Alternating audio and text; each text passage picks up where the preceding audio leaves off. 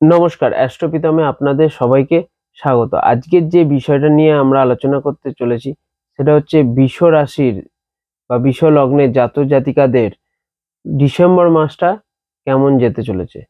তা প্রথমে আমরা জেনে নেব বৃষ রাশির জাতক জাতিকাদের লগ্নেশ হচ্ছে শুক্র, আর সেই শুক্র 2nd ডিসেম্বর 2024-এ ট্রানজিট হচ্ছে ধনু রাশি থেকে মকর রাশি। তা বৃষ রাশির জাতক জাতিকাদের 9th হাউস হচ্ছে মকর রাশি। তা 9th হাউসে আপনাদের লগ্নেশ যখন 9th হাউসে গেছে, সেখানে গেলে আপনাদের ভাগ্য আপনাদের সাথ দিতে শুরু করবে এবং আপনাদের না হওয়া কাজগুলো সেগুলো হতে শুরু করবে, বা যেই কাজগুলো আপনাদের পেন্ডিং হয়েছিল এতদিন সেই কাজগুলো আবার রিওপেন হতে শুরু করবে বা আবার এগোতে শুরু করবে কাজগুলো। এর ফলে আপনাদের কিছুটা আর্থিক দিক থেকে লাভ হতে শুরু করবে। আপনাদের কর্মস্থানে যেহেতু শনি বসে রয়েছে, সেই ক্ষেত্রে আপনারা লাস্ট মান্থ তো দেখেছেন যে পরিমাণে আপনারা হার্ডওয়ার্ক করছেন সেই পরিমাণে আপনারা আর্নিং করতে পারছেন না, বা আপনাদের জীবনে কিছু হওয়া কাজ আটকে যাচ্ছে, সেই কাজগুলো ক্যান্সেল হয়ে যাচ্ছে বা লেট হয়ে যাচ্ছে। শনি মানেই হচ্ছে ধীরে গতিতে চলবে বা ধীর করে দেবে বা স্লো করে দেবে যে কোনো কাজ। তা সেই যে কোনো কাজ স্লো করে দেয় বলেই আপনাদের লাস্ট মান্থ খুব খারাপ গেছে।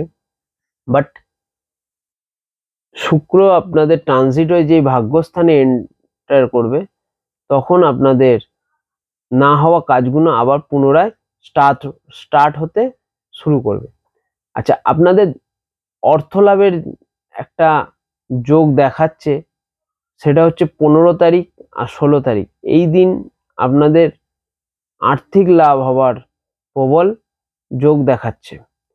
তাছাড়া আপনাদের বৃহস্পতি আপনাদের লগ্নে বসে আছে।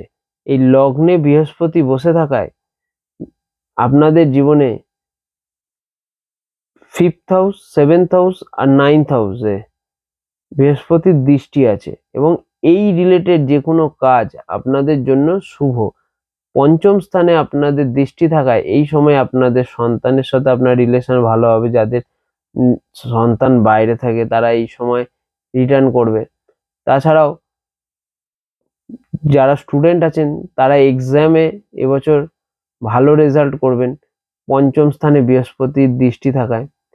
আর ম্যারেজে আপনাদের ঝগড়া অশান্তি থেকে এখন কিছুটা হলেও ভালো টাইমের মধ্যে দিয়ে যাবেন, এবং যারা বিবাহের চেষ্টা করছেন বৃষ রাশি বা বৃষ লগ্নের জাতক জাতিকারা, তারা এই 4th ফেব্রুয়ারি 2025-এর মধ্যে বিবাহ করতে পারেন, কারণ আপনাদের লগ্নে বৃহস্পতি বসে সপ্তম স্থানে দৃষ্টি দিচ্ছে এবং সপ্তম স্থান হচ্ছে আমাদের ম্যারেজ হাউস। সেখানে দৃষ্টি দেওয়ায় পজিটিভ রেজাল্ট আসবে এবং যাদের বিয়ে আটকে ছিল তাদের এই সময় বিয়ে হয়ে যাবে। এবং আপনাদের যদি কোনো বিজনেস স্টার্ট করতে হয় এই টাইমে আপনারা বিজনেস স্টার্ট করতে পারেন। এবার নবম স্থান হচ্ছে আমাদের ভাগ্যস্থান। ভাগ্যস্থানেও বৃহস্পতির শুভ দৃষ্টি থাকায় আপনাদের লাক এই সময় ফেভার করবে বা আপনাদের ভাগ্য আপনাদের সাথ দিতে থাকবে। স্পেশালি আপনাদের লগ্নেশ যখন 9th হাউসে এসছে এবং সেখানে বৃহস্পতির দৃষ্টি আছে, সেক্ষেত্রে আপনারা আপনাদের ভাগ্য এই সময় সাথ দেবে বা আজমাতে পারেন এই সময়। আর আপনাদের 3rd হাউসে মঙ্গল নিচস্থ হয়ে বসে আছে। 7ই ডিসেম্বর থেকে মঙ্গল বক্রী হয়ে যাবে এবং এই বক্রী হওয়ার ফলে আপনাদের আর্থিক লাভের যোগ দেখাচ্ছে এবং কিছু জিনিস খরচারও একটা খরচা হবে। সেটা হচ্ছে আপনার স্পাউস যে আছে তাদের নিয়ে বা আপনার শ্বশুরবাড়ির লোকজনদের নিয়ে এই সময় আপনি কোথাও ঘুরতে যেতে পারেন, সেই সূত্রে আপনাদের খরচার একটা যোগ দেখাচ্ছে। সেকেন্ড জিনিস, আপনাদের কেতু 5th হাউসে বসে রয়েছে, সেজন্য এই সময় আপনারা পাহাড়ে ট্রাভেল করতে যেতে পারেন, তার জন্য শুভ। বাট বেসিক্যালি পার্সোনাল কুণ্ডলী দেখেই বলা যেতে পারে পাহাড় তার জন্য কতটা সুটেবল। বাট এখন যে কারেন্ট পজিশন, সেক্ষেত্রে বৃষ রাশি বা বৃষ লগ্নের জাতক জাতিকারা পাহাড়ের দিকে ঘুরতে যাওয়ার জন্য সময়টা শুভ। তবে এই মাসে কিছু পজিটিভ ডেট আছে।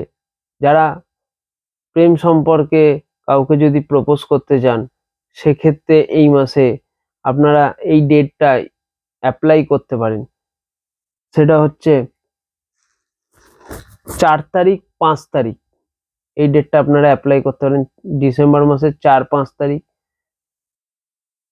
প্রেম সম্পর্কে বা কাউকে যদি প্রপোজ করতে হয়, তাহলে এই দিনে আপনারা প্রপোজ করতে পারেন। এবার আমরা আসবো কিছু নেগেটিভ ডেট। মাসের 30টা দিনের মধ্যে চন্দ্র মুভমেন্ট করে, 2.5 দিন করে এক একটা রাশিতে থাকে, এবং এই 2.5 দিন করে থাকায় আমাদের লাইফে নানান ধরনের ইনসিডেন্ট ঘটতে থাকে। এবং এই 12টা হাউস আছে, যে 12টা হাউসে 2.5 দিন করে থাকে, তাই 30 দিনে 1 মাস হয়। তার মধ্যে 7 দিন আমাদের 7.5 দিন মতন আমাদের প্রত্যেক মাসে একটা নেগেটিভ টাইম থাকে। সেটা হচ্ছে 6th হাউস, 8th হাউস আর 12th হাউস। এই 3টে হাউস হচ্ছে আমাদের নেগেটিভ হাউস। এই হাউস দিয়ে যখন চন্দ্র ট্রানজিট করে বা মুভমেন্ট হয়, সেই সময় আমাদের জীবনে নানান ধরনের সমস্যার সম্মুখীন আমাদের হতে হয়। তা এবার আমাদের 6th হাউস হচ্ছে তুলা। তা ওইখানে যখন ট্রানজিট করবে, সেই দিন আমাদের ঝগড়া অশান্তি থেকে দূরে থাকতে হবে, এবং এই দিনগুলো আমাদের খুব কেয়ারফুলি থাকতে হবে। আর 8th হাউস হচ্ছে আমাদের জন্য হচ্ছে ধনু রাশি, আর 12th হাউস হচ্ছে আমাদের মেষ রাশি। তা এবার আমাদের 8th হাউসের লর্ড আমাদের লগ্নে বসে আছে, আর 11th হাউসের লর্ড আমাদের লগ্নে বসে আছে। তাহলে আমাদের প্রপার্টি এবং শ্বশুরবাড়ি সম্পর্কের সাথে কিছুটা হলেও এই সময় সমস্যা ক্রিয়েট হবে। এবং কোন দিন হবে সেই ডেটগুলো আমি আপনাদের কনফার্ম করছি। 6th হাউস থেকে যখন চন্দ্র ট্রানজিট করছে, সেটা হচ্ছে 25 তারিখ আর 26 তারিখ। এই দিনকে আপনার ঝগড়া অশান্তি থেকে দূরে থাকতে হবে। তারপর 8th হাউস থেকে যাচ্ছে 2 তারিখ 3 তারিখ 29 আর 30, 2 3 29 30, এই 4 দিন কেয়ারফুল থাকতে হবে পুরো মাসের মধ্যে। আর 12th হাউস থেকে যাচ্ছে 11 তারিখ আর 12 তারিখ। এই যে কটা ডেট বললাম, এই ডেটগুলোতে আপনারা চেষ্টা করবেন কেয়ারফুল থাকা, এবং আপনাদের যে গুরু মন্ত্র বা আপনি যে দেবতাকে পুজো করেন, সেই দেবতার দর্শন করে মন্দিরে বা পুজো দিয়ে তারপরেই কর্মস্থানে যাবেন। ওভারঅল বৃষ রাশির যে জাতক জাতিকা আছে, তাদের জন্য এই মাসটা খুব পজিটিভ একটা মান্থ। এই সময় আপনারা আপনাদের যে কোনো কাজ স্টার্ট করতে পারেন এই 2nd ডিসেম্বর থেকে 28 ডিসেম্বরের মধ্যে। টাইমটা আপনাদের জন্য পজিটিভ টাইম। আর যারা বিবাহের চেষ্টা করছেন, তারা বিবাহের জন্য 100% বিবাহের যোগ তাদের কুণ্ডলিতে দেখাচ্ছে। হেলথ ওয়াইজ আরেকটা জিনিস বলার আছে। হেলথ ওয়াইজ যেটা দেখাচ্ছে, সেখানে বড় কোনো হেলথের ইস্যু হবে না। এখানে কর্মস্থানে কিছু হার্ডওয়ার্ক বাড়বে, এবং এই মাসে ধন প্রাপ্তির প্রবল যোগ দেখাচ্ছে। তা অ্যাস্ট্রোপিতম ইউটিউব চ্যানেল, ফেসবুক পেজ ও ইনস্টাগ্রাম পেজটাকে লাইক, কমেন্ট, শেয়ার আর ফলো করবেন। জানাবেন আপনাদের জীবনে যে আমি যে প্রেডিকশনগুলো দিচ্ছি, সেগুলো আপনাদের ডেট ওয়াইজ সেই ইনসিডেন্টগুলো ঘটছে কিনা। ধন্যবাদ।